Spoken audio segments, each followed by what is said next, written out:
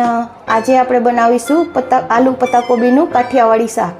તો એના માટે જોશે પત્તાકોબી, આલુ, ટમાટર, લીલા મરચાં, નમક અને થોડી ખટાશને બેલેન્સ કરવા માટે સાકર અને બધા રૂટીન આપણા મસાલા અને તેલ। તો હવે હું ગેસ ચાલુ કરીને તેલ મૂકું છું।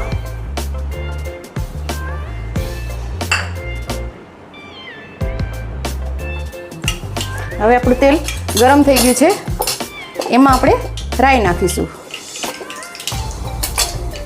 રાઈ ક્રેકલ થાય એટલે આપણે એમાં જીરું, હિંગ, સ્લો ગેસ કરવાનું, લીલા મરચાં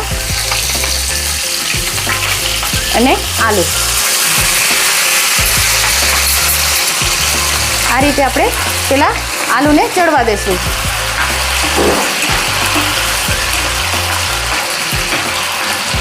એમાં જ આપણે નમક ટેસ્ટ પ્રમાણે, એટલે આલુ જલ્દી ચડી જશે, અને હળદર નાખી દઈશું। બાકી બીજા મસાલા આપણે પછી કરીશું। હાફ ટીસ્પૂન મેં હળદર લીધી છે।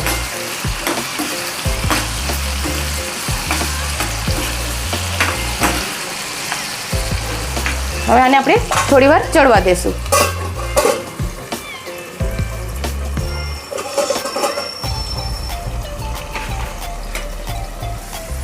હવે આપણા આલુ સરસ ચડી ગયા છે, જો તમે જોઈ શકો છો, એકદમ સરસ આપણા આલુ ચડી ગયા છે। હવે એમાં આપણે ટમાટર નાખી દઈશું। 2 ટમાટર મેં લીધા છે,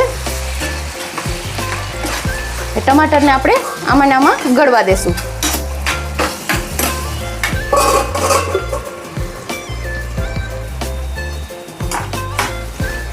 હવે આપણે આમાં ટમેટા આપણા સરસ ચડી ગયા છે, તો હવે આપણે પહેલાં મસાલો કરી લઈશું। તો એનામાં આપણે નાખશું લાલ મરચું, આપણે જેટલું તીખું ખવાતું હોય એ પ્રમાણે, કારણ કે આપણે લીલા મરચાં બી નાખ્યા છે, અને ધાણા જીરું,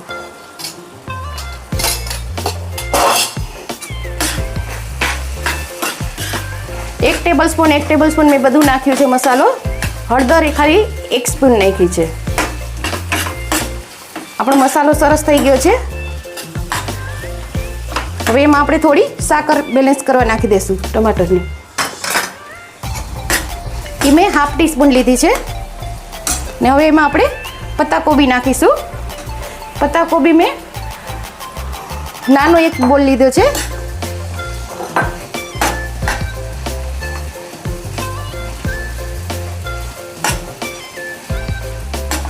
આ રીતે આપણે મિક્સ કરી લેવાની। અત્યારે વધારે લાગે છે, પછી ક્વોન્ટિટી એકદમ ઓછી થઈ જશે, આમાં જ ગળી જશે। આમાં આપણે લસણ, કાંદા એ બી નાખી શકીએ, અને આપણું આ કાઠિયાવાડી શાક બહુ સરસ લાગે છે રોટલી સાથે, ભાખરી સાથે અને દાળ ભાત સાથે। પતલી દાળ, ખટી મીઠી આપણી દાળ હોય અને ભાત હોય, તો એની સાથે આ પત્તાકોબીનું શાક બહુ જ સરસ લાગે છે। તો તમે પણ બનાવીને ટ્રાય કરજો। તો હવે આ શાકને હું થોડી વાર રવા દઉં છું।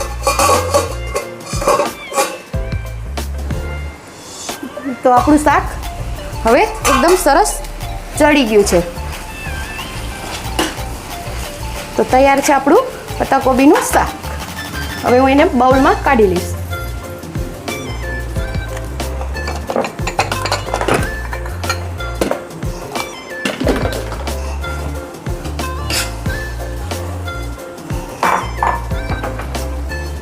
હું એને સર્વ કરું છું।